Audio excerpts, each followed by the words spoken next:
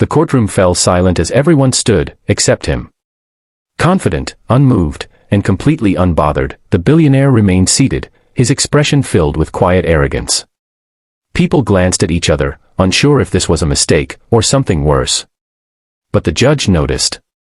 She didn't raise her voice. She didn't react immediately. Instead, she watched him carefully, as if she already knew something he didn't. And what she did next didn't just shock the courtroom, it changed him forever. Stay till the end, because this moment is about to turn into something no one expected. The courtroom was filled with quiet tension, the kind that comes from knowing something important is about to happen. Lawyers adjusted their files, observers whispered softly, and officials prepared for the session to begin. When the doors opened and the judge entered, everyone stood as a sign of respect. Everyone except one man. Faris Khan sat in the front row, his posture relaxed, his expression calm but distant. As one of the most powerful businessmen in the city, he was used to being the center of attention. Respect wasn't something he gave easily, it was something he expected to receive. To him, this courtroom was just another place where decisions were made, another system he believed he understood better than most. The fact that the judge was a woman, and from a background he never took seriously, only reinforced his quiet defiance. He didn't see it as disrespect. He saw it as indifference. But everyone else saw it differently. The silence in the room grew heavier as people realized what was happening. Some glanced nervously at the judge, waiting for her reaction. Others looked at Faris, unsure whether to be shocked or uncomfortable. The judge, however, didn't react immediately. Justice Amara Williams took her seat calmly, her presence commanding without needing to raise her voice. She had spent years in courtrooms like this, facing all kinds of people, those who respected the law, those who challenged it, and those who believed they were above it. Faris fell into the last category. She began the session as if nothing unusual had happened, her tone steady, her focus clear. But her eyes didn't miss anything. As the case unfolded, it became clear that Faris wasn't just there as an observer, he was directly involved. A dispute involving one of his companies had brought him into the courtroom, and while he expected a routine process, things began to shift in ways he didn't anticipate. Amara listened carefully, asking precise questions, uncovering details that others might have overlooked. Faris, confident at first, responded with the same controlled arrogance he carried everywhere. But slowly, something changed. The more she spoke, the more it became clear that she wasn't someone to be underestimated. She understood the case deeply, saw through the layers of influence and power, and focused only on the truth.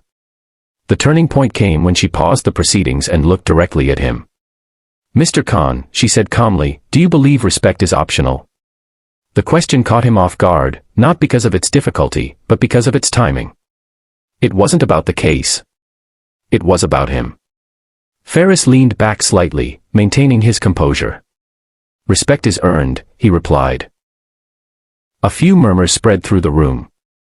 It was a bold answer, one that reflected exactly who he was. But Amara didn't react emotionally. She simply nodded, as if she had expected that response. And then, she did something no one saw coming. Instead of responding immediately, Judge Amara made an unusual decision. She called for a brief recess, something that surprised everyone in the courtroom. Faris remained seated, his expression unchanged, but inside, curiosity began to replace his earlier confidence. This wasn't going the way he expected. When the session resumed, the atmosphere felt different. There was a quiet anticipation, as if something important was about to happen. Amara returned, her presence as composed as ever, but her approach had shifted. She addressed the courtroom, not just as a judge handling a case, but as someone about to share something deeper. She spoke about the meaning of respect, not as a rule enforced by authority, but as a reflection of character. She didn't mention Faris directly, but every word seemed to reach him. She spoke about how power can create distance, how success can sometimes blind people to the value of others, and how true strength lies not in control, but in understanding. Then, she did something that changed everything. She revealed her own story. Years ago, before she became a judge, she had faced challenges that tested her strength in ways most people in that room couldn't imagine. She had worked harder than others, faced judgment, doubt, and barriers that weren't always visible. But she never allowed those obstacles to define her. Instead, she used them to build something stronger, a sense of purpose, a commitment to fairness, and a belief that everyone deserves respect, regardless of their position. The room was silent as she spoke, not because she demanded attention, but because she had earned it. Ferris listened, his perspective slowly shifting. For the first time, he wasn't thinking about control or influence. He was listening. Really listening. And in that moment, he realized something uncomfortable but important. His refusal to stand hadn't been about indifference, it had been about assumption. An assumption that he knew better, that he understood value based on his own standards. But standing there, hearing her story, he understood how limited that view had been. When she finished, Amara turned her attention back to him. "Respect isn't about who deserves it more," she said calmly. "It's about who you choose to be." The words stayed with him. Not because they were loud or dramatic, but because they were true. For the first time in a long time, Ferris felt something he wasn't used to, reflection. And without being asked, without being forced, he stood up. The gesture was simple, but its meaning was clear. It wasn't about following a rule. It was about understanding it. The courtroom noticed. The silence shifted, not into tension, but into something more meaningful. The case continued, and the outcome was fair, based on facts and truth, not influence. But the real change had already happened. Ferris walked into that courtroom believing he was above certain things. He walked out understanding that true strength isn't about standing above others, it's about standing with respect for them.